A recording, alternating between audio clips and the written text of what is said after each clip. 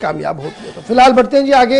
ये तो बात थी जनाब प्रोजेक्ट की जो 40 साल से जेरे तामीर है और तशने तकमील है, और अब हुक्मनामा ये कि मार्च 2023 को यह मुकम्मल होगा। लेकिन इस बीच वादी कश्मीर की एक और परेशानी बढ़ रही है, जहां कोविड और कोरोना ने अल्लाह अल्लाह करके जान छोड़ने का फैसला लिया था, वहीं पर बच्चों के अंदर एक और बीमारी फूट पड़ने के बाद तशवीश की लहर पूरे कश्मीर सूबे के अंदर ही है। Hand foot mouth disease Kashmir के अंदर पाई जा रही है, और कल एक निजी स्कूल के अंदर 1 दर्जन से ज्यादा बच्चों को तशखीस किया गया कि जनाब वो हैंड फुट और माउथ डिजीज के शिकार हो रहे हैं। और जो ही ये खबर सामने आई तो फौरन से directorate of health service Kashmir भी सामने आया, जिन्होंने इस पूरे मामले पर वजाहत भी दी, और शाम होते होते बाज़ाब्ता तौर पर जो district surveillance unit IDS Srinagar का है, उन्होंने एडवाइजरी भी जारी कर दी कि क्या कुछ करना है और कैसे इससे बचा जा सकता है। मुकम्मल आराम और डॉक्टरों की निगरानी में हर दिन गुजरे, ये इंतहाई जरूरी है। और इसमें जो अभी बच्चे आ रहे हैं वो 3 से 7 साल तक के बच्चों की खबरें आ रही है कि 3 to 7 ईयर्स बच्चे जो है वो इस बीमारी का शिकार हो रहे हैं। और इस बीमारी की दस्तक देने के साथ ही चीफ मेडिकल ऑफिसर की एडवाइजरी भी सामने है। डायरेक्टर हेल्थ सर्विस कश्मीर की तरफ से बाज़ाब्ता तौर पर कल ब्रीफिंग के दौरान कहा गया कि इंतजामिया मुतहरिक फाल है, और इसमें अर्ली डायग्नोज हो उसके लिए बहुत ज्यादा जरूरी है कि इलाज मुआवजे के लिए सीधे डॉक्टर के पास जाया जाए, किसी तरीके से लैतुलैल ना लिया जाए। यानी फिलहाल कल दिन में 13 मरीजों की तशखीस हुई है हैंड फुट माउथ डिजीज की। ये बीमारी है क्या, किस तरीके से इसके सिम्टम्स हैं, और घर बैठे क्या कुछ इलाज किया जा सकता है, और क्या ये कंटिन्यूस है, क्या ये फैलती है, ये भी एक बड़ा सवाल है। ये सवाल आपकी तरफ से पूछा गया था, लेकिन इस सवाल का जवाब हम ढूंढेंगे माहिरीन के पास। सीधे चलेंगे श्रीनगर, जहां से प्रोफेसर डॉक्टर सुहेल नायक साहब हमारे साथ ज्वाइन कर चुके हैं। माहिर हैं जी, डॉक्टर साहब हैं और बच्चों के अमराज पर गहरी नजर रखते हैं। डॉक्टर साहब बहुत बहुत शुक्रिया सुहेल नायक साहब ज्वाइन करने के लिए। ये हैंड फुट और माउथ डिजीज की बात सामने आ रही है, बीमारी की बात सामने आ रही है, इससे पहले हम जम्मू में देख रहे थे कि टोमेटो फ्लू है। क्या ये दोनों एक जैसे हैं या दोनों अलग अलग हैं? जी इशफाक साहब, शुक्रिया मुझे यहाँ पे बुलाने के लिए। देखिए इशफाक साहब, जो हैंड फुट और माउथ डिजीज है, इसको कश्मीरी में हम कहते हैं न्यूज, क्योंकि जो माउथ का इन्वॉल्वमेंट है वो बहुत ज्यादा रहता है बच्चों में। बच्चे का जो खाने पीने का मतलब निजाम है वो कंप्रोमाइज हो जाता है 5 से 7 दिन के लिए, और काफी मुंह से वो जाग आ जाती है। इसलिए कश्मीरी में इसको न्यूड बोलते हैं, और इंग्लिश में हम इसको हैंड फुट माउथ डिजीज बोलते हैं, क्योंकि जो इसका इरप्शन रहता है वो हैंड और फुट और माउथ में ज्यादा रहता है। हालांकि पूरी बॉडी में भी वो रैश आ सकता है जी। लेकिन कई दहाइयों से इसी मौसम में हैंड फुट माउथ डिजीज का जो फ्रीक्वेंसी या इंसिडेंस रहता है वो ज्यादा रहता है, क्योंकि जैसे बार बार कहते हैं कि जो वायरसेस का एक सीजनल स्पाइक रहता है, सीजनल फ्लेयर अप रहता है वायरसेस का, अपने एक में पर्टिकुलर वायरसेस का। तो इसी तरह ये जो हैंड फुट माउथ डिजीज है, ये कॉकी वायरस 17 से होता है। तो उसका जो फ्रीक्वेंसी है इस मौसम में, यानी जिसको हम कश्मीरी में हरुद कहते हैं, इसमें हर साल इसकी एक्टिविटी ज्यादा रहती है। इसलिए इस साल भी एक्टिविटी है, तो लोगों को पैनिक नहीं होना चाहिए, क्योंकि ये जो वायरस है ये काफी कंटेजियस है, यानी इसमें जो रेट ऑफ ट्रांसमिशन है वो हाई है। उसका मतलब ये है अगर क्लास में 2-3 बच्चों को हुआ तो एक्सपेक्टेड ये है कि पूरे क्लास के बच्चों को ये निकल के आएगा। डॉक्टर साहब आपसे जानना चाहेंगे इसकी जो सिम्टम्स हैं वो इस बीमारी के क्या है, और इसके प्रिवेंटिव मेजर्स, यानी कि इस पर अगर किसी को सिम्टम आता है, नजर आता है, तो क्या कुछ करना चाहिए, इस हवाले से जो नाजरीन है वो भी देखना और सुनना चाहते हैं। बिल्कुल बिल्कुल। देखिए ये ऐसी बीमारी है, इसका इतना अच्छा नाम रखा गया है साइंस में, किसके नाम से पता लगता है कि प्रॉब्लम कहाँ कहाँ होगी। हैंड फुट माउथ डिजीज जी। तो जो बच्चे होते हैं, किसी के पाम में अगर इरप्शन निकला तो माँ बाप देखते हैं ये पाम में बच्चे को क्या निकला। जब वो सुबह उठेंगे तो पैर में भी एक इरप्शन होगा। अगर इन 3 जगहों में 2 जगह माँ बाप को लगा इरप्शन है, तो उनको ये समझना चाहिए कि ये हैंड फुट माउथ डिजीज है, क्योंकि ऐसी मैनिफेस्टेशन किसी और वायरल इलनेस में नहीं होती है कि जहां पर पाम और सोल से शुरू हो या माउथ से हो।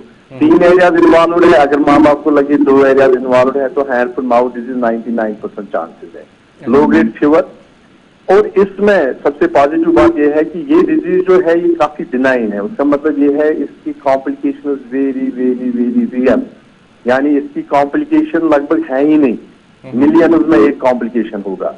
तो इसका ट्रीटमेंट कोई एंटीवायरल ड्रग नहीं है, ट्रीटमेंट सिर्फ इसका पैरास्टामोल आइबुप्रोफिन है, क्योंकि पेन रहता है, आइबुप्रोफिन के साथ पैरास्टामोल देना है, रेस्ट, वाटर पीना है। लेकिन सबसे बड़ी जिम्मेदारी माँ बाप की ये है कि अगर उनके बच्चों को ऐसी अलामत है कि उनके माउथ में या हैंड में या फुट में एक भी इरप्शन है, आइसोलेटेड इरप्शन है, सबसे पहले ये है कि वो अपने बच्चे को सकून ना भेजे, क्योंकि जो वायरस है ये समझिए वाइल्ड फायर की तरह फैलता है। फैलता तो है वाइल्ड फायर की तरह, लेकिन इसमें कोई भी मॉर्बिडिटी और मोर्टेलिटी नहीं है। अच्छा डॉक्टर, ये बात अच्छी है कि इसमें जनाब मरने के बड़े कम चांसेस, अल्लाह सबको रहम करें जी। खबर ये भी आ रही है, कुछ दोस्त से भी पूछ रहे हैं कि जनाब बच्चों में काफी शिद्दत का बुखार आता है, क्या ये भी इसी के सिम्टम्स है? जम्मू से इस तरीके की बातें जो है वो पूछी जा रही है। देखिए चनाची वायरल फीवर है, और मैं आपको बताऊंगा जो बुखार का आपने यहाँ जिक्र किया है, बुखार के माध्यम से मैं ये कहूंगा कि बुखार कितना किसी बच्चे को चढ़े, ये एक अपने हर एक बच्चे की अपनी बुखार चढ़ाने की समझिए एक सर्किट्स लगे है बॉडी में, मशीनरी है बॉडी में। तो रूटीन प्रैक्टिस में हम ये देखते हैं कि किसी बच्चे को बहुत ज्यादा फीवर आ जाता है वायरल इलनेस से, 103, 102, और कई बच्चों को बहुत कम फीवर आता है। हाँ, ये सही है कि वायरल इलनेसेस में फीवर आता है, किसी को 100 से ऊपर भी चला जाएगा, किसी को फीवर बहुत कम आएगा, वो डिपेंड करता है इंसान की ओन इम्यूनिटी और ओन बॉडी पैरामीटर्स पे। लेकिन फीवर आए या माउथ में इरप्शन हो, हाइपरसैलिवेशन हो, माँ बाप को ये सबसे पहले समझना है कि चलिए वायरस तो आया है बच्चे में, लेकिन इससे कोई प्रॉब्लम होने वाला नहीं है। 4-5 दिन या हफ्ता स्कूल है वो मिस होगा। लेकिन इसमें मैं सबसे अहम ये बात कहूंगा कि इसमें जो न्यूट्रिशन बच्चे का होता है वो कंप्रोमाइज हो जाता है एक हफ्ते के लिए, क्योंकि हैंड फुट माउथ डिजीज में इतनी सोरनेस रहती है माउथ में कि जो बच्चे हैं, जो मेरा एक्सपीरियंस है, वो कहते हैं सर कि हमें पानी पीने से भी जलन होती है मुंह में, ठीक है कि नहीं, कि जो ऐसा वायरस जहाँ जो पानी है वो हर एक जो आपका बिटर सोर जो भी मुंह में जाए पानी से वो ठीक होता है, लेकिन यहाँ इतनी सोरनेस रहती है मुंह में कि बच्चे बोलते हैं कि हमें पानी से भी जो है बिटरनेस आ जाती है। और जो ब्रेस्ट फीड बच्चे होते हैं वो भी फीडिंग छोड़ देते हैं। तो लोगों से ये अपील है कि इसमें न्यूट्रिशन का खास ख्याल रखें। डॉक्टर इसमें वही चीज मैं जानना चाहूंगा कि क्या कोई खास ग़िज़ा जो इन बच्चों को दी जाए, चूंकि आप खुद कह रहे हैं कि जनाब खाने की कोई शक्कत नहीं रहती है, जलन जैसी लगती है छोटे बड़े बच्चों में, तो फिर क्या किस तरीके की ग़िज़ा जो है वो दी जाए इमीडिएटली? एक तो इस चीज की बात, और ये जो टमाटो फीवर वाला मामला है, क्या ये दोनों एक है या दोनों अलग अलग है? नहीं, जो टमाटो फीवर है वो अलग डिजीज है, उसके जो मैनिफेस्टेशन है वो ज्यादा डेंगू चिकनगुनिया से मिलते हैं, और थोड़े बहुत सिम्टम्स जो है वो ये जो हैंड फुट माउथ डिजीज उससे भी मिलते हैं। लेकिन जो यहाँ पर हम देख रहे हैं अपने ओपीडी क्लिनिक्स में, उसमें हम श्योर है कि वो 100% हैंड फुट माउथ डिजीज है, और उसको जो टमाटो फीवर से जो है कोई ऐसा वो नहीं लगता है कि ये कोई एटिपिकल है। लेकिन फिर भी डिपार्टमेंट जो होते हैं हेल्थ के वो हाई सर्वेलेंस पे रहते हैं, तो viral serology Pune virology institute चले जाते हैं। तो अगर हमें वहां से वायरस का रिपोर्ट मिले तो फिर ही हम कहेंगे कि नहीं जी ये टमाटो फीवर है।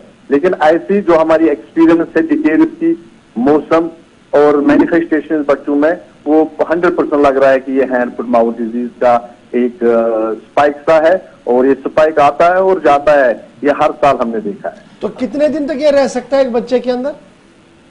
ये डिजीज एक बच्चे के अंदर सिर्फ एक हफ्ते की डिजीज है, लेकिन जो हैंड फुट माउथ डिजीज का आप इसको मौसम कहे या सीजन कहे, ये अक्टूबर महीने पूरा चलेगा। डॉक्टर साहब आखिर पर आपसे जानना चाहेंगे, ये जो आपने कहा कि हैंड टू माउथ वाली डिजीज, इसको हम कश्मीरी में ऑस्टियोड भी कहते हैं, तो पहले ये मवेशियों में होता था, पाया जाता था पहले, क्या ये वहां से ट्रांसफर होके अब इंसानों में आया है कि या पहले से ही ये बच्चों में? बिल्कुल, अगर आप वेटरनरी साइंस में देखेंगे वहां पर भी एक डिजीज है उनका हैंड फुट माउथ डिजीज जी, वो अलग है और हमारा जो अलग है। बिल्कुल, इसमें कोई ट्रांसमिशन नहीं है कि वहां से यहाँ हुआ है। ये डिकेड सोल्ड डिजीज है ह्यूमन बींग्स में। तो may be virus, veterinary science का जो वायरस है और ह्यूमन वायरस ये सेम हो, क्योंकि जो इन्फेक्शन ऑर्गेनिजम्स होते हैं वो मवेशियों को भी सेम डिजीजेज होती है। तो ऐसा नहीं है, लेकिन उसका नॉलेज नहीं है क्या वो भी काकसाकी वायरस है। लेकिन जो हैंड फुट माउथ डिजीज है ये कोई नई डिजीज नहीं है, ये डिकेड ओल्ड डिजीज है। साइंस लिटरेचर में इसका जिक्र है। बहुत बहुत शुक्रिया जी डॉक्टर साहब हमारे साथ ज्वाइन करने के लिए। बड़ा इंपॉर्टेंट मामला था जी, क्योंकि कल 1 दर्जन से ज्यादा बच्चे जो थे वो इस बीमारी का शिकार हुए थे। हाथ, पैर और मुंह में जिस तरीके के छाले और जलन पड़ती है, जिसके बाद ये कंटिन्यूस है, यानी ये फैलती है। अगर आपके बच्चे में इस तरीके का कोई सिम्टम है तो उसको घर में रखिए बाज़ाब्ता तौर पर। कल हेल्थ एडवाइजरी भी इसी तरीके की जारी हुई थी और अभी माहिरीन भी यही बता रहे हैं कि डरने की कोई ज़रूरत नहीं है। मुआलिजीन के पास जाइए, एहतियात करिए, दीगर बच्चों से दूर रखिए ताकि ये मज़ीद